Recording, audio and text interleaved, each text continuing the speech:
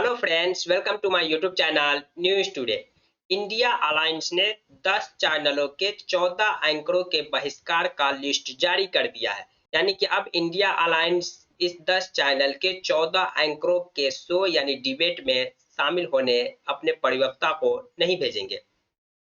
तो आज हम इस वीडियो में जानेंगे कि कौन से 10 चैनल हैं जिसके 14 एंकरों की लिस्ट इंडिया गठबंधन ने जारी की है, जिसका बहिष्कार करने का फैसला लिया गया है। जैसा कि आप जानते होंगे, इंडिया गठबंधन के कोऑर्डिनेशन कमेटी की बैठक कुछ दिनों पहले ही दिल्ली में एनसीपी प्रमुख शरद पवार के आवास पर संपन्न हुई, जिसमें यह फैसला लिया गया कि देश के कुछ चैनलों और कुछ एंकरों का बहिष्कार किया जाएगा जो देश में नफरत फैलाने का काम करती है। आज फाइनली इंडिया गठबंधन यानी इंडिया अलायंस ने उन न्यूज एंकर और उस न्यूज चैनल का लिस्ट जारी कर दी है जिसको बहिष्कार करने का फैसला लिया गया है। तो आज हम इस वीडियो में जानने की कोशिश करेंगे कि कौन से वो 10 चैनल है जिसके 14 एंकरों को बहिष्कार करने का फैसला लिया गया।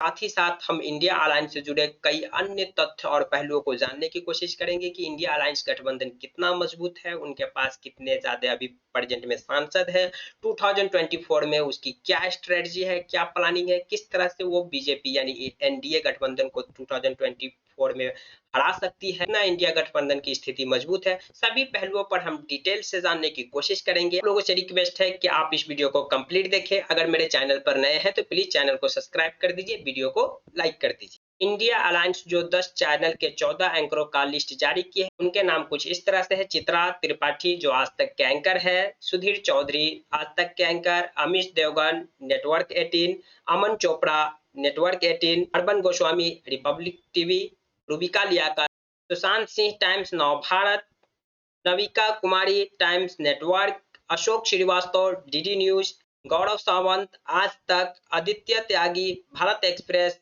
Prachi Parashar India TV, Anand Narasimhan Network 18, Shiv Aroor India Today. तो ये वो 10 न्यूज चैनल है जिनके 14 एंकरों का इंडिया गठबंधन की ओर से बहिष्कार करने का फैसला लिया गया है। यानी कि अब आपको इस न्यूज एंकर के डिबेट शो में इंडिया गठबंधन के प्रवक्ता नहीं दिखेंगे। इसको लेकर के कांग्रेस पार्टी ने सोशल मीडिया पर एक स्टेटमेंट जारी कर कहा है, हर रोज शाम 5 बजे कुछ टीवी चैनल्स पर नफरत का एक बाजार सजाया जाता है। ऐसे में इंडिया गठबंधन ने तय किया है कि हम नफरत के बाजार में ग्राहक बनकर नहीं जाएंगे। हमारा उद्देश्य है नफरत मुक्त भारत, जुटेगा भारत, जीतेगा इंडिया। तो यहाँ पर कांग्रेस पार्टी की ओर से सोशल मीडिया पर एक स्टेटमेंट जारी किया गया है कि अब हम इन न्यूज एंकरों के डिबेट शो में शामिल होने नहीं जाएंगे। कि अब हम नफरत के बाजार में ग्राहक बनकर नहीं जाएंगे। हमारा उद्देश्य है कि नफरत मुक्त हो भारत, जुटेगा भारत, जीतेगा इंडिया। तो ये कांग्रेस पार्टी की ओर से सोशल मीडिया पर स्टेटमेंट जारी किया गया है। यहाँ पर आप कांग्रेस पार्टी का ट्वीट भी देख सकते हैं। वहीं बीजेपी भी इस पूरे घटनाक्रम में पीछे कहाँ रहने वाली है। बीजेपी अध्यक्ष जेपी नड्डा ने कहा, कांग्रेस का इतिहास है मीडिया को धमकाना और अलग विचार रखने वाले को चुप कराना। उन्होंने कई उदाहरण अपने तरफ से पेश किए, पंडित नेहरू से लेकर के राजीव गांधी, इंदिरा गांधी और सोनिया गांधी तक। उन्होंने कहा कि कांग्रेस का ये पुराना इतिहास है कि मीडिया को धमकाना और उन्हें चुप कराना। यहाँ पर आप देख सकते हैं भारतीय जनता पार्टी ने इस घटना को लेकर के एक पूरा प्रेस नोट्स जारी किया और साथ ही साथ इस घटना की कड़ी शब्दों में निंदा की है। चलिए इंडिया गठबंधन से जुड़े कुछ अन्य तथ्य, अन्य पहलुओं को भी हम जान लेते हैं। जैसा कि आप जानते होंगे, इंडिया गठबंधन की तीसरी बैठक 31 अगस्त से 1 सितंबर के बीच मुंबई में आयोजन किया गया था और इसी दौरान 5 कमेटी बनाई गई थी, जिनमें से एक है कोऑर्डिनेशन कमेटी और कैंपेन कमेटी समेत 5 कमेटी बनाई गई थी। और उन्हीं में से जो कोऑर्डिनेशन कमेटी है उसके द्वारा यह फैसला लिया गया कि इस 10 चैनल के 10 न्यूज एंकर के डिबेट शो में हिस्सा लेने नहीं जाएंगे। हम आपको बता दें कि कोऑर्डिनेशन कमेटी की बैठक कुछ दिनों पहले दिल्ली में एनसीपी प्रमुख शरद पवार के आवास पर संपन्न हुआ। इस कोऑर्डिनेशन कमेटी के 13 सदस्य में से 12 सदस्य इस बैठक में शामिल होने उपस्थित हुए थे। बैठक के बाद आए संयुक्त बयान के मुताबिक टीएमसी के जो अभिषेक बनर्जी है, जो कोऑर्डिनेशन कमेटी के मेंबर है, वो इसमें हिस्सा नहीं ले पाए क्योंकि उन्हें ईडी का समन आया हुआ था। इस कोऑर्डिनेशन कमेटी ने इस बैठक में 4 महत्वपूर्ण फैसला लिया। पहला फैसला कि सीटों का बंटवारा तय करने की प्रक्रिया शुरू करने का फैसला लिया गया। यह निर्णय लिया गया कि सदस्य दल बातचीत करेंगे और जल्द से जल्द सीट शेयरिंग पर निर्णय लेंगे। दूसरा जो फैसला है, कमेटी ने देश के अलग-अलग हिस्सों में संयुक्त सार्वजनिक रैली करने का फैसला किया। पहली संयुक्त सार्वजनिक रैली अक्टूबर के पहले हफ्ते में महंगाई, बेरोजगारी और बीजेपी सरकार में भ्रष्टाचार के मुद्दे पर एमपी की राजधानी भोपाल में होगी जाएगा। बैठक में तय किया गया कि कास्ट सेंस के मुद्दे को उठाया जाएगा।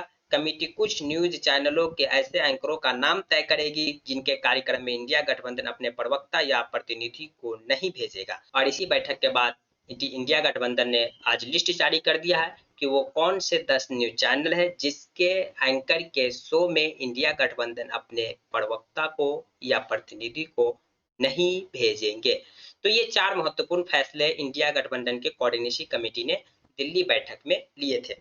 इन कोऑर्डिनेशन कमेटी के जो सदस्य है, केसी वेणुगोपाल कांग्रेस पार्टी के है, संजय राउत शिवसेना के है, Sharad Pawar NCP, Hemant Soren JMM, T R. Baalu DMK, Omar Abdullah National Congress, Lalan Singh JDU, Tejashwi Yadav RJD, Mehbooba Mufti PDP, T Raja CPI, Abhishek Banerjee TMC, Javed Ali Khan SP, Raghav Chadha AAP और सीपीआई जिसका नाम तय नहीं है, यानी कि सीपीआई की ओर से इस कोऑर्डिनेशन कमेटी के कौन मेंबर होंगे। हम आपको बता दें कि इससे पहले 5 सितंबर को कांग्रेस अध्यक्ष मल्लिकार्जुन खड़गे के नेतृत्व में दिल्ली में इंडिया के कैंपेनिंग कमेटी की बैठक हुई थी। इसमें मध्य प्रदेश समेत 5 राज्यों में होने वाले विधानसभा चुनाव और 2024 लोकसभा चुनाव से पहले कैंपेन की तैयारी पर चर्चा हुई। इसके साथ ही 18 से 22 सितंबर तक चलने वाले संसद के विशेष सत्र में सरकार को घेरने की रणनीति बनाई गई। तो 5 सितंबर को मल्लिकार्जुन खड़गे जो कांग्रेस अध्यक्ष है, उनके नेतृत्व में इंडिया गठबंधन के कैंपेनिंग कमेटी की बैठक हुई, जिसमें जो आने वाले 5 राज्यों के चुनाव से लेकर के 2024 के चुनाव के कैंपेनिंग की तैयारी पर चर्चा हुई। और साथ ही साथ अब इंडिया गठबंधन की जो चौथी बैठक दिल्ली या भोपाल में आयोजन की जा सकती है। चलिए अब हम जान लेते हैं कि इंडिया गठबंधन की जो टोटल 28 पार्टी है, जिनके पास कुल अभी 234 सांसद है, जिसमें सबसे ज्यादा कांग्रेस के पास है। तो ये इंडिया गठबंधन फिलहाल अभी कितनी मजबूत है हम जान लेते हैं, यानी कि किस पार्टी के पास अभी कितने सांसद है लोकसभा और राज्यसभा में। तो यहाँ पर सबसे ज्यादा कांग्रेस पार्टी के पास है, जिनके पास लोकसभा में 51 और राज्यसभा में 30 सांसद है।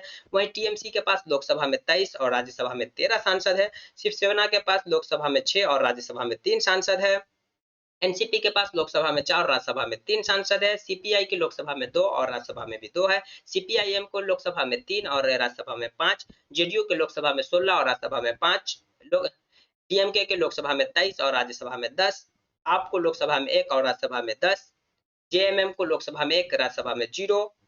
आरजेडी को लोकसभा में 0 राज्यसभा में 6। सपा को लोकसभा में 3 राज्यसभा में 3। नेशनल कॉन्फ्रेंस को लोकसभा में 3 राज्यसभा में 0। आईयूएमएल को लोकसभा में 3 राज्यसभा में 1। पीसीके को लोकसभा में 1 राज्यसभा में 0। आरएसपी को लोकसभा में 1 राज्यसभा में 0। केरल कांग्रेस एम को लोकसभा में 1 राज्यसभा में 0। तो ये वो 17 पार्टी है जिनके लोकसभा और राज्यसभा दोनों में सदस्य है, या तो लोकसभा में है या तो राज्यसभा में या तो दोनों में सदस्य है। चलिए हम इन 11 पार्टियों के भी नाम जान ले जिनके अभी तक एक भी सांसद नहीं है।